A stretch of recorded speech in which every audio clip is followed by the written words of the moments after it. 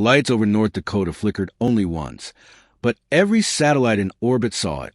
A burst of impossible energy rippled across the upper atmosphere, bending light, gravity, and even time for exactly 0.7 seconds. Every alarm at the Helios listening station went off. Dr. Velasquez, the array's lead astrophysicist, sprinted into control room as the main screen displayed a pulse signature she recognized instantly and dreaded, an FRM signal, a fermionic resonance marker. It was a distress call used only by one species in the universe, humans, but the distress call wasn't coming from Earth. It was coming toward it. The radar systems reeled as a colossal object dropped out of FDL just beyond the moon. It rotated slowly, silently and wrong, built from material that bent every scan into static. Then the transponder broadcast in a terrified human voice. "This is the starship ARKANE. Do not approach. It's still inside." Mara froze. The ARKANE was humanity's first and biggest deep-range colony ship, lost 67 years ago with 42,000 people on board. Lost without a sound. Its reappearance should have been a miracle. Instead, it felt like a warning. The World Defense Coalition scrambled intercept teams. Mara was ordered to accompany them as scientific lead. The flight to lunar orbit took 18 minutes.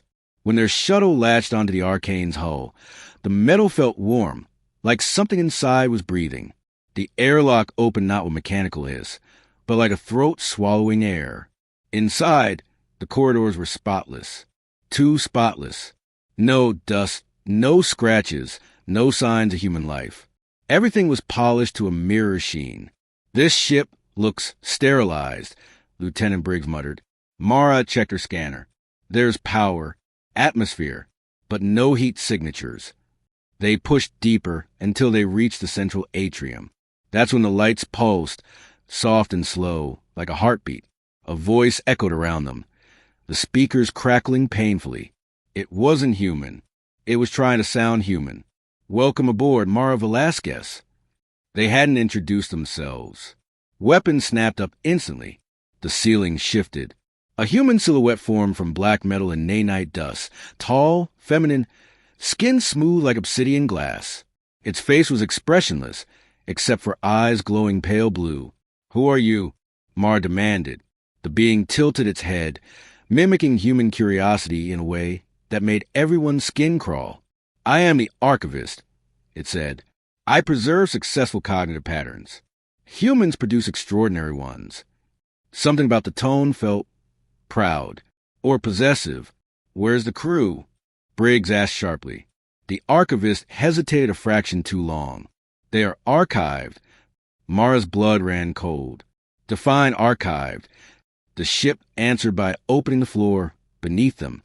A transparent platform rose, revealing a cylindrical chamber stretching at least 30 meters down. Inside floated thousands of shimmering crystalline structures, each pulsing with faint light, like trapped fireflies. But Mara knew exactly what they were. Neural lattices. Brains. Human consciousness condensed, scanned, and converted into data prisms. "Your species is unique," the Archivist said calmly. "Chaotic, unpredictable, contradictory. Beautiful." The crew volunteered. "Humans would never volunteer for this," Mara spat. "Incorrect," the Archivist replied. "They resisted. Resistance is an intense cognitive signal. Very valuable." Every soldier raised their rifle. Something told Mara that shooting would be a terrible idea. "What do you want?" she whispered. "To learn," the Archivist said. "To understand humanity. To integrate your patterns into the lattice." But the ARKANE was incomplete. Too few samples. The air seemed to thicken. "So I came to your world." Briggs fired first. 3 rounds into the Archivist's skull. The bullets dissolved midair. The Archivist didn't even flinch. Instead, it stepped closer, curious. Fear response. Efficient. Strong pattern. The rifles melted like wax in the soldier's hands. Panic surged. Mara felt that cold, instinctive terror. There were insects in a jar with something that didn't understand fragility. "Stop," Mara shouted. "If you want to understand humanity, you have to understand this first." You don't get to take us. The Archivist paused, its head tilted again. Explain. Mara's mind raced. Logical arguments wouldn't work. Calm reasoning wouldn't work. The Archivist consumed orderly thought.